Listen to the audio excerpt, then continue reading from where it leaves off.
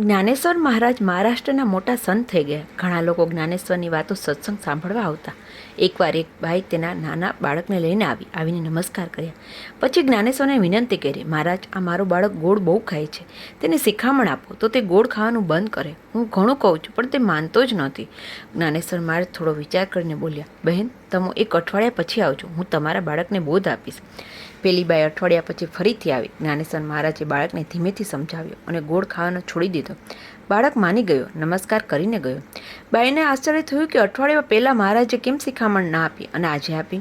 આ જ વાત મહારાજ તે દિવસે કહી શકતા હતા. તેણે જ્ઞાનેશ્વર મહારાજને પૂછ્યું. જ્ઞાનેશ્વર મહારાજે જવાબ આપ્યો, ભલે તમે પહેલી વાર આવ્યા ત્યારે હું પોતે ગોળ ખાતો હતો. હું પોતે ગોળ ખાઉં અને શિખામણ આપું તો તેની કશી અસર ન થાય, તે માટે ધન્ય છે.